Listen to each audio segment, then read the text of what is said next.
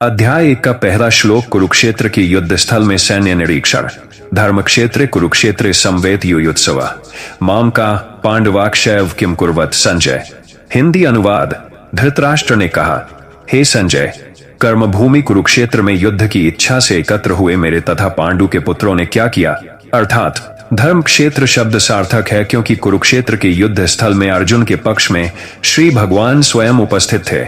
कौरवों का पिता धृतराष्ट्र अपने पुत्रों की विजय की संभावना के विषय में अत्यधिक संदिग्ध था। अतः इसी संदेह के कारण उसने अपने सचिव से पूछा उन्होंने क्या किया। वह आश्वस्त था कि उसके पुत्र तथा उसके छोटे भाई पांडु के पुत्र कुरुक्षेत्र की युद्ध भूमि में निर्णयात्मक संग्राम के लिए एकत्र हुए हैं।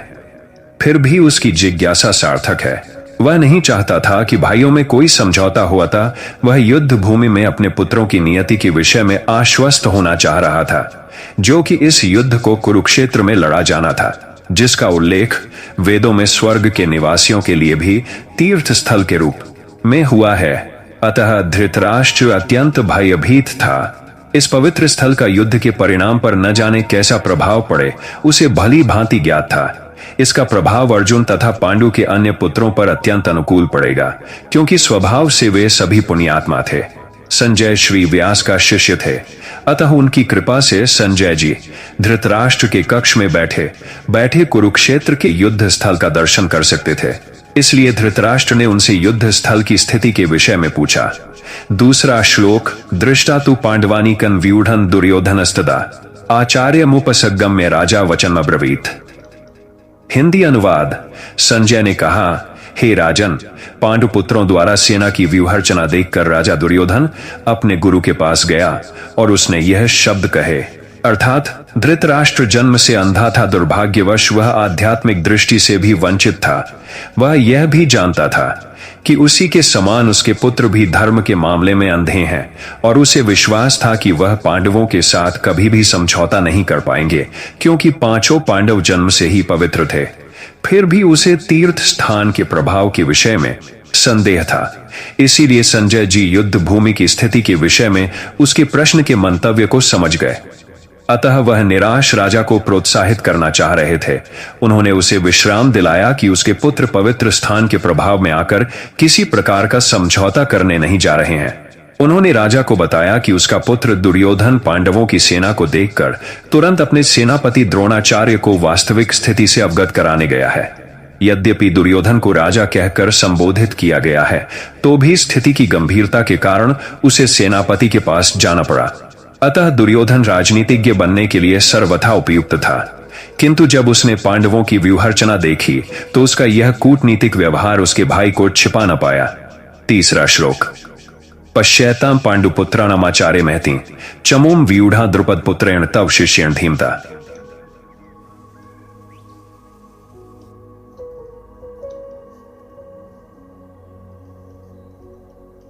पांडु पुत्रों की विशाल सेना को देखे, जिसे आपके बुद्धिमान शिष्य द्रुपद के पुत्र ने इतने कौशल से व्यवस्थित किया है। अर्थात परम राजनीतिज्ञ दुर्योधन महान ब्राह्मण सेनापति द्रोणाचार्य के दोषों को इंगित करना चाहता था। अर्जुन जी की पत्नी द्रौपदी के पिता राजा द्रुपद के साथ द्रोणाचार्य का कुछ राजनीतिक झगड़ा था। इस झगड़े के फलस्वरूप द्रुपद ने एक महान यज्ञ संपन्न किया, जिससे उन्हें एक ऐसा पुत्र प्राप्त होने का वरदान मिला जो द्रोणाचार्य का वध कर सके। द्रोणाचार्य उसे भली भांति जानते थे, किंतु जब द्रुपद का पुत्र धृष्टद्युम्न युद्ध शिक्षा के लिए उनको सौंपा गया तो द्रोणाचार्य को उसे अपने सारे सैनिक रहस्य प्रदान करने में कोई झिझक नहीं हुई। अब धृष्टद्युम्न कुरुक्षेत्र की युद्ध भूमि में पांडवों का पक्ष ले रहा था, और उसने द्रोणाचार्य से जो कला सीखी थी उसी के आधार पर उसने यह व्यूहरचना की थी। दुर्योधन ने द्रोणाचार्य की इस दुर्बलता की ओर इंगित किया, जिससे वह युद्ध में सजग रहे और समझौता न करे। इसके द्वारा वह द्रोणाचार्य को यह भी बताना चाह रहा था कि कहीं वह अपने प्रिय शिष्य पांडवों के प्रति युद्ध में उतरता न दिखा बैठे। विशेष रूप से अर्जुन जी उसका अत्यंत प्रिय एवं तेजस्वी शिष्य थे। दुर्योधन ने यह भी चेतावनी दी कि युद्ध में इस प्रकार की उदारता से हार हो सकती है। चौथा श्लोक।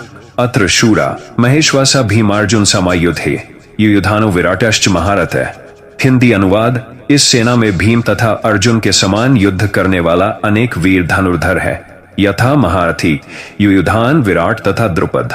तात्पर्य, यद्यपि युद्ध कला में द्रोणाचार्य की महान शक्ति के समक्ष धृष्टद्युम्न महत्वपूर्ण बाधक नहीं था, किंतु ऐसे अनेक योद्धा थे जिनसे भय था। दुर्योधन इन्हें विजय पथ में अत्यंत बाधक बताता है, क्योंकि इनमें से प्रत्येक योद्धा भीम तथा अर्जुन के समान दुर्जय था। उसे भीम तथा अर्जुन के बल का ज्ञान था, इसीलिए वह अन्यों की तुलना इन दोनों से करता था। 5वां श्लोक, धृष्टकेतुश्च किताना काशीराजाश्च वीर्यवान पुरुजित कुंती भोजश्च शैब्यश्च नरपुगम, अर्थात इनके साथ ही धृष्टकेतु, चेकितान, काशीराज, पुरुजित, कुंतीभोज तथा शैब्य जैसे महान शक्तिशाली योद्धा भी हैं। 6वां श्लोक, युधामन्युश्च विक्रांत उत्तमौजाश्च वीर्यवान सौभद्रो द्रौपदयाश्च सर्वैव महार्था, अर्थात पराक्रमी युधामन्यु, अत्यंत शक्तिशाली उत्तमौजा, सुभद्रा का पुत्र तथा द्रौपदी के पुत्र, यह सभी महारथी हैं। 7वां श्लोक, अस्माकं तु विशिष्टा ये तान्यबोध द्विजोत्तम नायका मम सैन्यस्य संज्ञार्थं तां ब्रवीमिते, अर्थात किंतु हे ब्राह्मण श्रेष्ठ, आपकी सूचना के लिए मैं अपनी सेना के उन नायकों के विषय में बताना चाहूंगा जो मेरी सेना को संचालित करने में विशेष रूप से निपुण है। 8वां श्लोक, भवान भीष्म कर्णश्च कृपश्च समितिंजय अश्वत्थामा विकर्णश्च सोमदत्तिस्तथैव च। हिंदी अनुवाद, मेरी सेना में स्वयं आप भीष्म, कर्णन, कृपाचार्य, अश्वत्थामा, विकर्ण तथा सोमदत्त का पुत्र भूरिश्रवा आदि है, जो युद्ध में सदैव विजयी रहे हैं। अर्थात दुर्योधन उन अद्वितीय योद्धा वीरों का उल्लेख करता है जो सदैव विजयी होते रहे हैं। विकर्ण दुर्योधन का भाई है, अश्वत्थामा द्रोणाचार्य का पुत्र है और सोमदत्त या भूरिश्रवा बाहलिकों के राजा का पुत्र है। कर्ण अर्जुन का आधा भाई है, क्योंकि वह कुंती के गर्भ से राजा पांडु के साथ विवाहित होने के पूर्व उत्पन्न हुआ था। कृपाचार्य की जुड़वा बहन द्रोणाचार्य की ब्याही थी। 9वां श्लोक, अन्ये च बहवः शूरा मदर्थे त्यक्त जीविता नाना शस्त्र प्रहरणा सर्वे युद्ध विशारदा। हिंदी अनुवाद, ऐसे अन्य अनेक वीर भी हैं जो मेरे लिए अपना जीवन त्याग करने के लिए उद्यत है। वे विविध प्रकार के हथियारों से सुसज्जित है और युद्ध विद्या में निपुण है। अर्थात जहां तक अन्यों का यथा जयद्रथ, कृतवर्मा तथा शल्य का संबंध है, वह सब दुर्योधन के लिए अपने प्राणों की आहुति देने के लिए तैयार रहते थे। दूसरे शब्दों में यह पूर्व निश्चित है कि वे अब पापी दुर्योधन के दल में सम्मिलित होने के कारण कुरुक्षेत्र के युद्ध में मारे जाएंगे। निसंदेह अपने मित्रों की संयुक्त शक्ति के कारण दुर्योधन अपनी विजय के प्रति आश्वस्त था। 10वां श्लोक, अपर्याप्तं तदस्माकं बलं भीष्माभिरक्षितम् पर्याप्तं त्विद्मे तेषां बलं भीमाभिरक्षितम्। हिंदी अनुवाद, हमारी शक्ति अपरिमेय है और हम सब पितामह द्वारा भली भांति संरक्षित है, जबकि पांडवों की शक्ति भीम द्वारा भली भांति संरक्षित होकर भी सीमित है। अर्थात यहाँ पर दुर्योधन ने तुलनात्मक शक्ति का अनुमान प्रस्तुत किया है। वह सोचता है कि अत्यंत अनुभवी सेनानायक भीष्म पितामह के द्वारा विशेष रूप से संरक्षित होने के कारण उसकी सशस्त्र सेनाओं की शक्ति अपरिमेय है। दूसरी ओर पांडवों की सेनाएं सीमित है, क्योंकि उनकी सुरक्षा एक कम अनुभवी नायक भीम द्वारा की जा रही है, जो भीष्म की तुलना में नगण्य है। दुर्योधन सदैव भीम से ईर्ष्या करता था, क्योंकि वह जानता था कि यदि उसकी मृत्यु कभी भी हुई तो वह भी उनके द्वारा ही होगी, किंतु साथ ही उसे दृढ़ विश्वास था कि भीष्म की उपस्थिति में उसकी विजय निश्चित है, क्योंकि भीष्म कहीं अधिक उत्कृष्ट सेनापति है। वह युद्ध में विजयी होगा, यह उसका दृढ़ निश्चय है। तो प्रिय भक्तजनों, 11वां श्लोक जानने के लिए वीडियो को लाइक, शेयर और सब्सक्राइब अवश्य कर लीजिए, ताकि आपको 11वां श्लोक जल्द प्राप्त हो। जय श्री कृष्ण जी।